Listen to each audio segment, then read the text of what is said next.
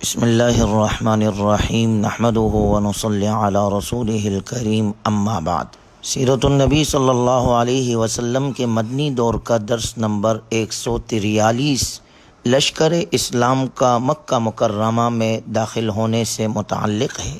جب رسول اللہ صلی اللہ علیہ وسلم نے صحابہ اکرام رضی اللہ عنہم اجمعین کو مر الزہران سے کوچ کرنے کا حکم دیا تو حضرت عباس رضی اللہ تعالی عنہ کو آپ نے فرمایا کہ ابو سفیان کو لے کر پہاڑ پر چڑھ جاؤ تاکہ وہ مسلمانوں کے لشکر کو دیکھ سکے۔ اس طرح کرنے کا مقصد آپ علیہ الصلاۃ والسلام چاہتے تھے کہ قریش پر نفسیاتی جنگ مسلط کرے تاکہ اس طرح قریشی سردار کے مقابلہ کرنے کے خیالات کو بہتر طریقے سے بدل کر ماتحت کر لے، اور یہ بھی مقصد تھا کہ ابو سفیان دیکھ لے کہ اسلامی لشکر کس قدر حسن و اطاعت اور نظم و ضبط کا منہ بولتا ثبوت اور اسلحے سے لیس ہے۔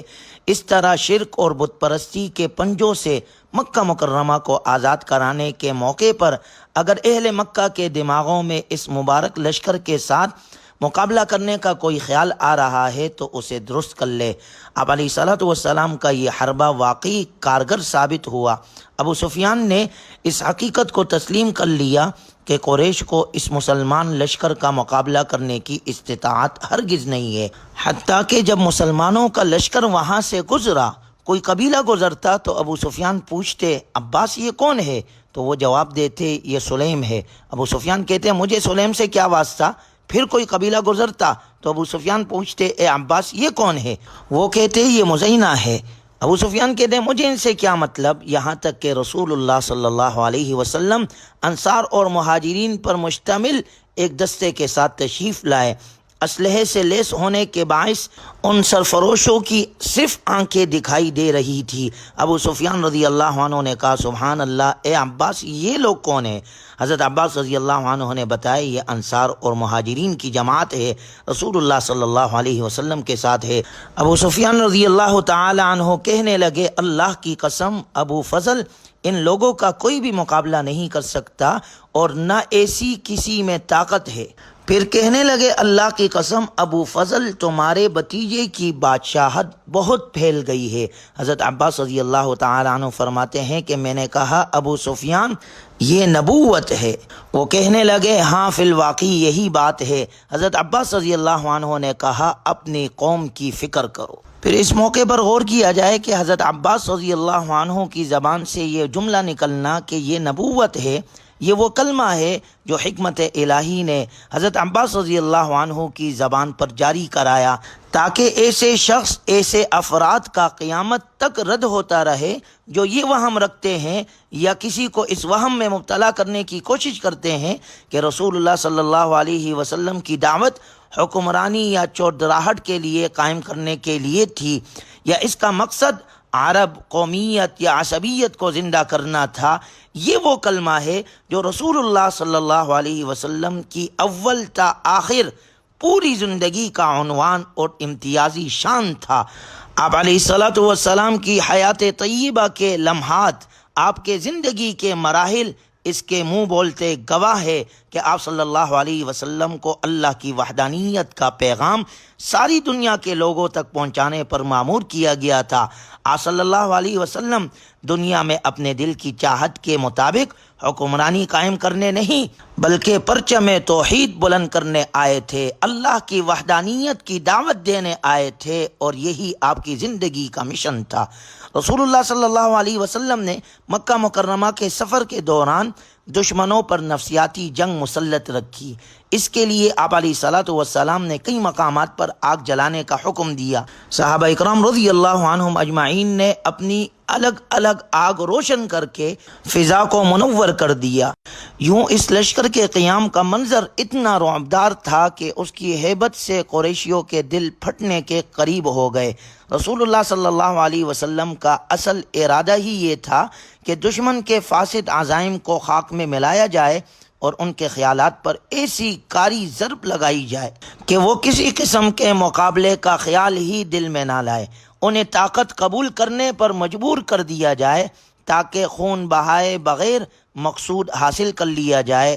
اس اسلوب کو عملاً و فعلاً اختیار کر کے آپ علیہ الصلاۃ والسلام نے مطلوبہ نتائج حاصل کر لیے اور اپنے ارادوں میں کامیاب رہے۔ نبی صلی اللہ علیہ وسلم اپنے بالمقابل لڑنے والوں کے خیالات کا جنگ سے پہلے ہی اچھی طرح جائزہ لے لیتے تھے۔ جنگ سے پہلے جنگ کا یہ بہترین اصول ہے۔ اس کی اہمیت کی ایک دلیل یہ بھی ہے کہ زمانہ نبوی صلی اللہ علیہ وسلم کے بعد جنگی قوانین مرتب کرنے والے کالجز میں بھی جنگی اعتبار سے اس پہلو کو بڑا اہم گنا جاتا ہے اور اس پر خاص توجہ دی جاتی ہے اور اس کا بڑا اہتمام کیا جاتا ہے۔ چنانچہ اس کے بعد جب لشکر اسلام اس طرح روانہ ہوا تو مہاجرین کا جھنڈا حضرت زبیر رضی اللہ عنہ کے پاس تھا اور انصار کا جھنڈا حضرت سعد بن عبادہ رضی اللہ عنہ کے پاس تھا۔ جب حضرت سعد رضی اللہ عنہ کا گزر ابو سفیان کے قریب سے ہوا تو حضرت سعد رضی اللہ عنہ نے ابو سفیان کو دیکھ کر جوش میں فرمایا، الیوم یوم الملحمہ، آج قتال کا دن ہے، آج مکے کی حرمت حلال ہوگی، آج اللہ تعالیٰ قریش کو ذلیل کرے گا۔ ابو سفیان نے جب یہ بات سنی تو وہ بدحواس ہو گیا۔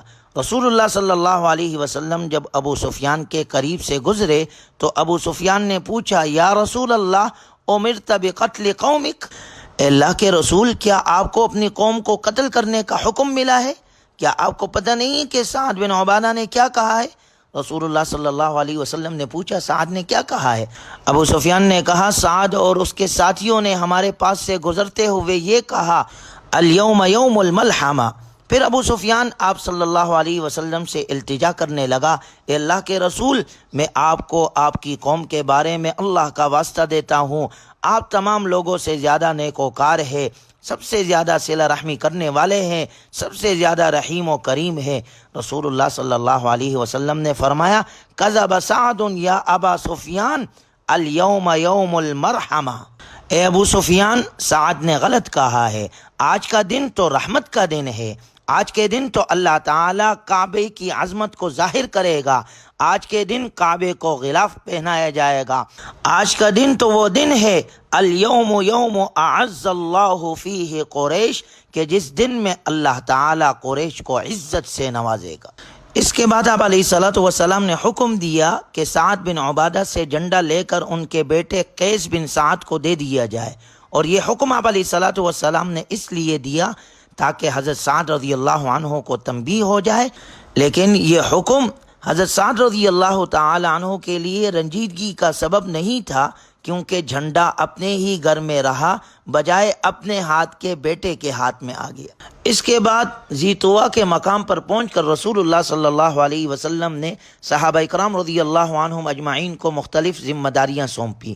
حضرت خالد بن ولید رضی اللہ عنہ کو میمنہ یعنی دائیں طرف رکھا، حضرت زبیر رضی اللہ تعالی عنہ کو میسرہ یعنی بائیں طرف پر مقرر فرمایا، اور حضرت ابو عبیدہ رضی اللہ عنہ کو پیادوں پر مقرر کیا، اور بطن وادی میں یہ لوگ چل پڑے۔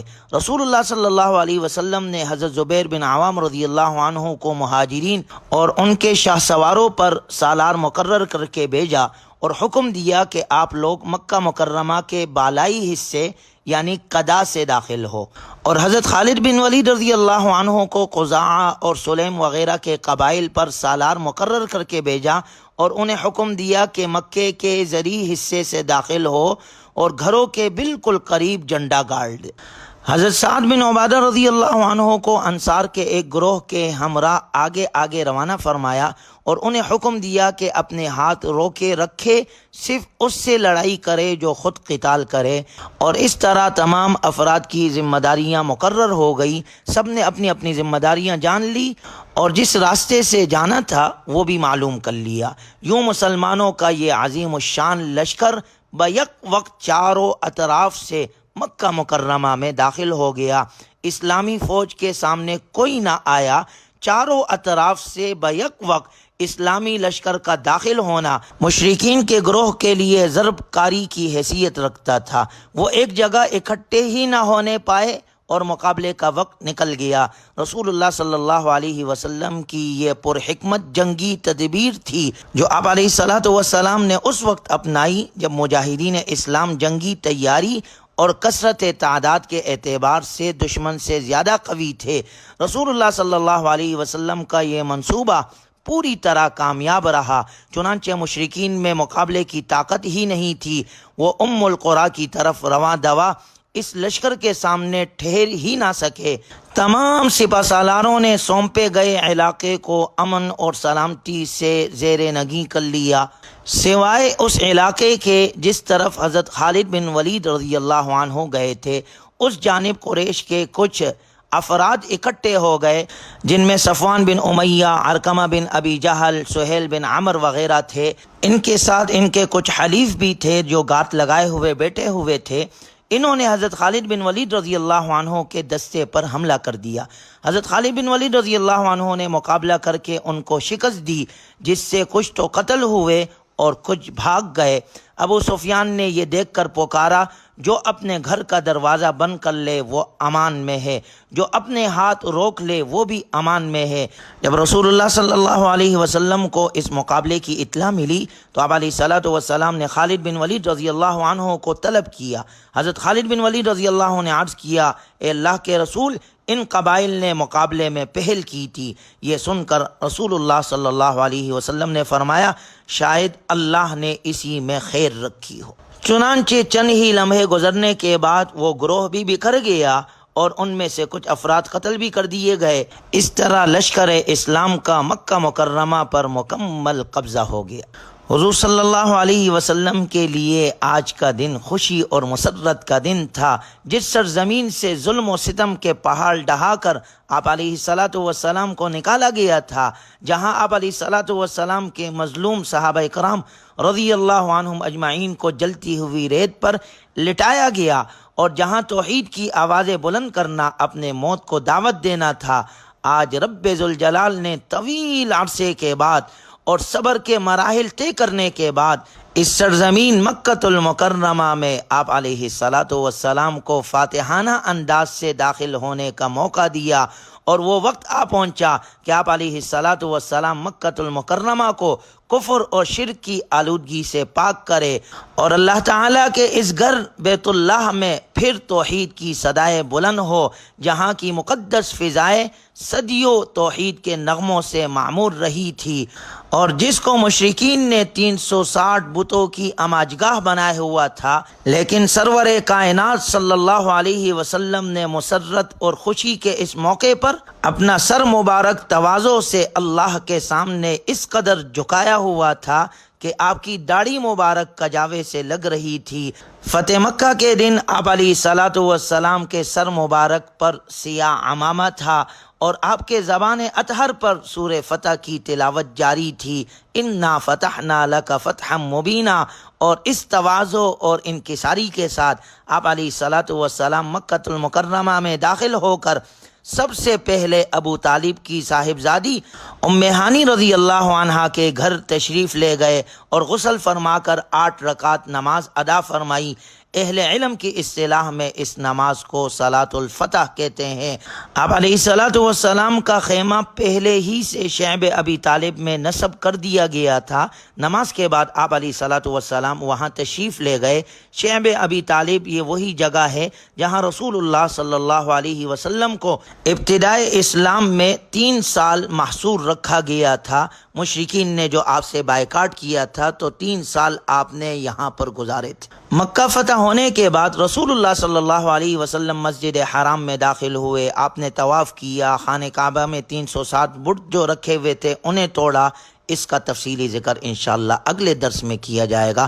اللہ تبارک و تعالی ہمیں بھی اپنے دین حق کے لیے قبول فرمائے اور اہل حق کا ساتھ دینے کی توفیق نصیب فرمائے۔ وآخر دعوانا ان الحمد للہ رب العالمین۔